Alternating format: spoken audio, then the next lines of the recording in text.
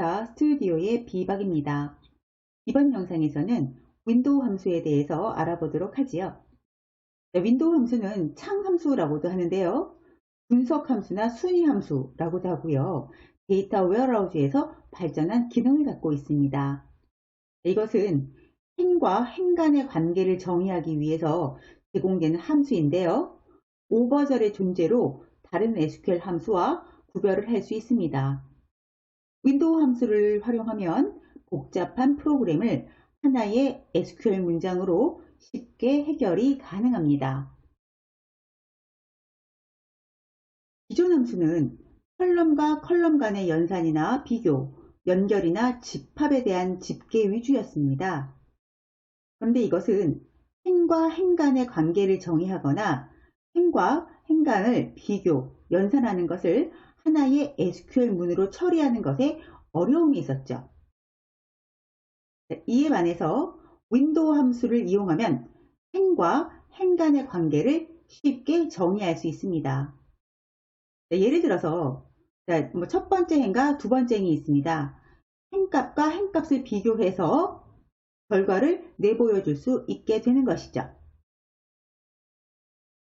기존 집계 함수와의 차이점을 좀 비교해 보도록 하죠.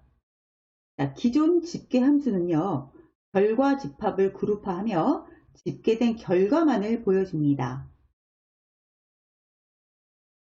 또 다른 예를 한번 볼까요? 여기 지금 보시면 담당자 명별로 그룹핑해서 고객 수를 보여주게 되는 거죠. 지금 구재석이라고 하는 담당자는 동일 이름을 가진 사람이 2명이기 때문에 2명이 나왔습니다. 이에 반해서 윈도우 함수는요, 결과 집합을 그룹화하지 않습니다. 즉, 출력 행의 수가 입력 행의 수와 동일하게 되는 거죠. 기존 데이터에다가 집계된 값을 추가로 보여주게 됩니다. 그 윈도우 함수는 어떻게 구별하느냐? 바로 집계 함수가 있고요. 여기 그 다음에 오버절이 있죠. 오버절이 들어가 있으면 윈도우 함수다 라고 생각하시면 되겠습니다. 그럼 여기 봅시다. 원래의 담당자명, 원래의 행들이 쫙 하나하나 보이죠? 그 행들 자체를 요약한 것이 아닙니다. 그런데 그 요약된 값이 어때요?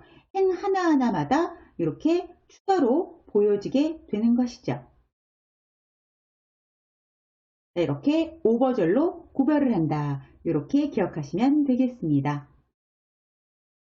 또 다른 예를 볼까요?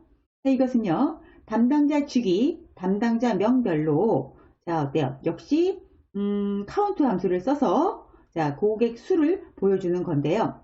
오버절 안에 파티션 바이 담당자 주기라고 이렇게 적어 있네요. 이것은 뭐냐면 담당자 주기별로 그룹을 묶는 거예요. 그런 다음에 그들에 대해서 개수를 카운트 함수를 썼으니까 개수를 세워주는 거죠.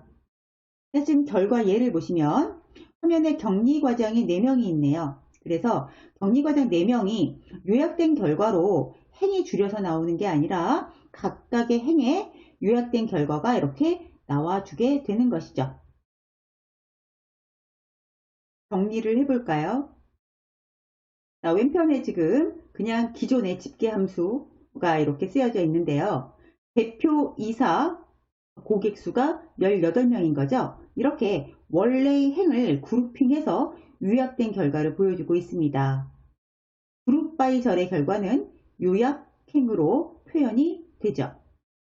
이에 반해서 오버절을 사용한 윈도우 함수는요. 이렇게 어때요? 각 개별 행들이 있고 그 개별 행 옆에 집계 함수의 결과가 추가로 보여지게 됩니다.